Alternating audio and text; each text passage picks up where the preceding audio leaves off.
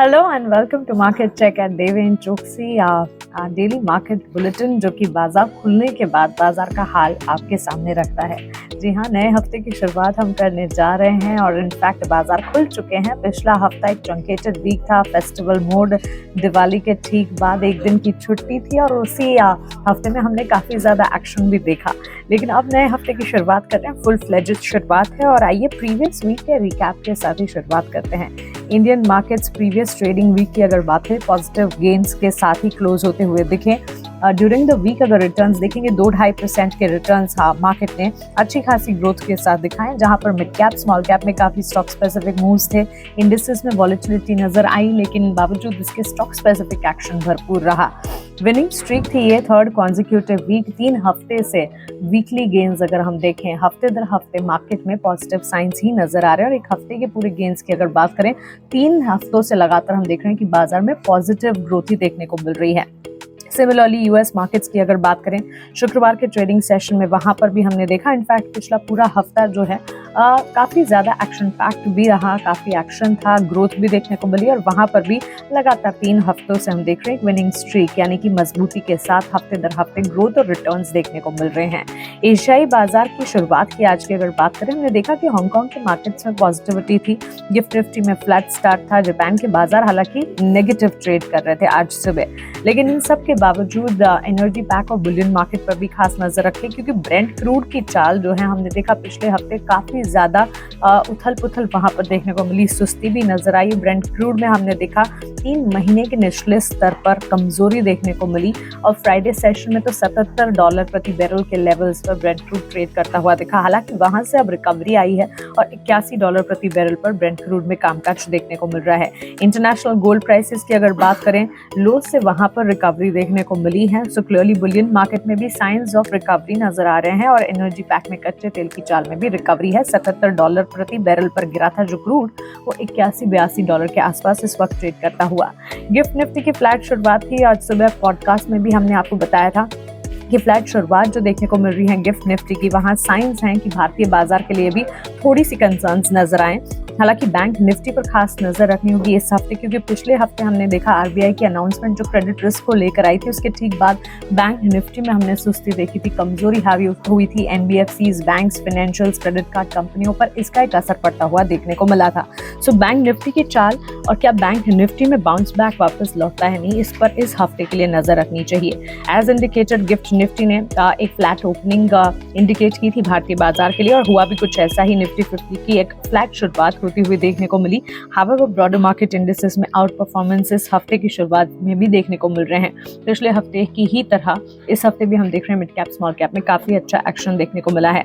In terms of top movers, benchmark index Nifty 50 में Apollo hospital है जो कि गेन्स के साथ ऑलमोस्ट 2% की तेजी दिखा रहा है, followed by Divi's lab, HCL technologies, जहां पर गेन्स के साथ अच्छी मजबूती पर खरीदारी देखने को मिल रही है।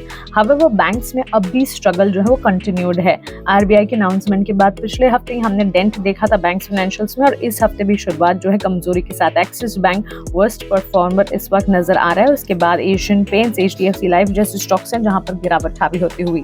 इन टर्म्स ऑफ सेक्टर्स अगर देखें, निफ्टी रियलिटी में काफी एक्शन देखने को मिला है। इनफैक्ट जब स्टॉक स्पेसिफिक न्यूज आपके सामने में रखूंगी, वहां पर भी रियल एस्टेट सेक्टर से जुड़ी 2 कंपनियां हैं जिसमें खबरें आई हैं, तो रियल एस्टेट पैक पर नजर रखें, पॉजिटिव अब यहाँ पर आउटपुट्स देखने को मिल रहे हैं। Nifty health care, pharma, diagnostic पर भी नजर रखें। बाजार में जब वॉलेटिलिटी नजर आती है तो अमूमन हम देखते हैं कि हेल्थ केयर, फार्मा, डायग्नोस्टिक जो है वो डिफेंसिव्स के तौर पर बाजार को हेल्प करते हैं और इस वक्त भी ऐसा ही कुछ नजर आ रहा है, पॉजिटिव गेन्स यहाँ पर देखने को मिल रहे हैं। इसके विपरीत Nifty private bank, Nifty FMCG और फाइनेंशियल सर्विसेज जैसे प्लेयर्स या सेक्टर्स हैं, पॉकेट्स हैं जहां पर हम देख रहे हैं कटौती इस वक्त नजर आ रही है। सो क्लियरली डिफेंसेस जो है बाजार को संभाल रहे हैं। बैंक्स, फाइनेंशियल्स, एफएमसीजी और फाइनेंशियल सर्विसेज की तरफ से इस वक्त कमजोरी हावी होती हुई देखने को मिली है। अब आइए स्टॉक स्पेसिफिक इंपैक्ट, कुछ स्टॉक्स जो कि दिन की शुरुआत से ही एक्शन में है। डिक्सन टेक्नोलॉजीज, सिरमा एसजीएस पर नजर रखें। लिस्टेड प्लेयर्स में जो कि 27 लिस्टेड कंपनियां हैं पीएलआई स्कीम के तहत जिसे फायदा मिल सकता है, अप्रूवल्स मिल सकते हैं, उसमें डिक्सन टेक्नोलॉजीज और सिरमा एसजीएस हैं जो कि 2 कंपनियां सबसे पहले अप्रूवल आईटी हार्डवेयर पीएलआई के लिए इन्हें मिलते हुए दिखे हैं। पीएलआई 2.0 की हम बात करें, प्रोडक्शन लिंक इंसेंटिव स्कीम 2.0 की स्कीम के तहत अगर आप देखेंगे, ये स्कीम एनहांस करने वाली है कंट्री के आईटी हार्डवेयर मैन्युफैक्चरिंग इकोसिस्टम को। खासतौर से इनका एम है टू बूस्ट डोमेस्टिक मैन्युफैक्चरिंग और इस्टेब्लिश करना इंडिया को as a leading hub for IT hardware production. So ये दोनों कंपनियां जो हैं कह सकते हैं कि सबसे आगे खड़ी हैं पीएलआई स्कीम के तहत, पीएलआई स्कीम के अंतर्गत जिनका नाम सामने आया है, अप्रूवल्स जिन्हें मिलते हुए देखने को मिले हैं। इन्हीं खबरों के चलते डिक्सन टेक्नोलॉजीज में हमने देखा 2% की मजबूती के साथ शुरुआत रही और उसी के साथ सिरमा एसजीएस में भी हमने पॉजिटिव गेन्स ऑलमोस्ट 2% के अपमूव के साथ आज सुबह बाजार में स्टॉक खुलते हुए देखें। अब जैसे कि मैं बता रही थी, रियल एस्टेट सेक्टर से जुड़ी दो कंपनियां ओबेरॉय रियल्टी और ओमैक्स, ये दोनों आज फोकस में। ओबेरॉय रियल्टी ने एक सेल अग्रीमेंट फाइनल किया है एरियो रेजिडेंस कंपनी प्राइवेट लिमिटेड के साथ, और in order to purchase almost 14 acre land ये परचेज करना चाहते हैं गुरुग्राम हरियाणा में।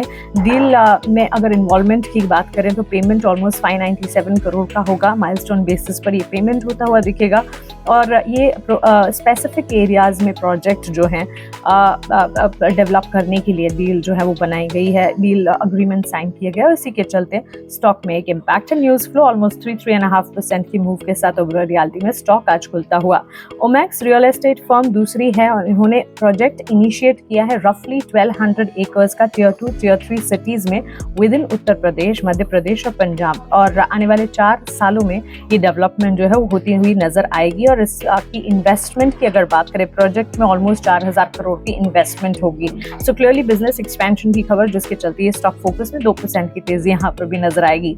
सिप्ला फार्मा मेजर की बात करते हैं। सिप्ला ने वार्निंग लेटर यूएस एफडीए से रिसीव किया है 17 नवंबर की ये खबर है। इनफैक्ट पॉडकास्ट में भी सिप्ला का जिक्र हमने किया था। फार्मा प्लेस में ऑरबिंदो फार्मा और सिप्ला की बातचीत हम कर रहे थे। इन्होंने दरअसल नॉन कंप्लायंस किया है विद CGMP रेगुलेशन, और ये इनफैक्ट ऑब्जर्वेशंस जो हैं, इंस्पेक्शन जो हैं 6 से 17 फरवरी के बीच हुआ था इनकी पीथमपुर फैसिलिटी के लिए, और गाइडेंस आगे देखें तो नेसेसरी करेक्शंस को लेकर आते हुए देखने को मिले हैं। तो यूएस एफडीए की तरफ से इन्हें वार्निंग लेटर मिला है, जिसके चलते हम देख रहे हैं फ्लैट ओपनिंग आज के सत्र में शुरुआत में देखने को मिली है सिप्ला पर। ल्यूपिन को एक ऑथराइजेशन ग्रांट किया है यूएस एफडीए ने इनकी एक ड्रग, इनकी एक जो दवाई है उसे डेवलप करने के लिए, और ये अप्रूवल के चलते अब कंपनी जो है प्रोड्यूस और सेल कर पाएगी generic version of Organon USA LLC। और इसी खबर के चलते यूएस एफडीए की तरफ से इन्हें जो अप्रूवल मिला है, इसके चलते स्टॉक में एक पॉजिटिव मूव देखने को मिल रहा है। हल्का सा ही सही, लेकिन गेन है ओपनिंग आवर के दौरान ल्यूपिन में, इस पर भी नजर रखें।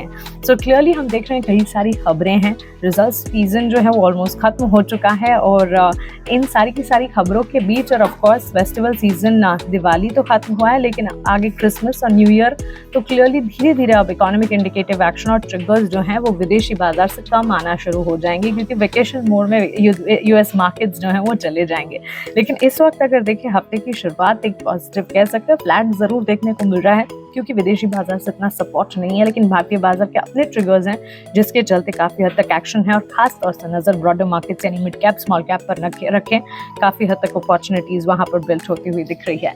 उम्मीद करते हैं कि ये एनालिसिस आपको पसंद आई होगी। ऐसी और एनालिसिस और डीप डाइव रिसर्च के लिए हमारे साथ बने रहें। हमारी रिसर्च के साथ जुड़ने के लिए एक लिंक भी है डिस्क्रिप्शन में, उस लिंक को क्लिक करें, उसमें अपनी डिटेल्स भरें और हमारी रिसर्च सर्विसेज के बारे में हम आपको सब कुछ बताएंगे। शुक्रिया, हैव अ नाइस डे।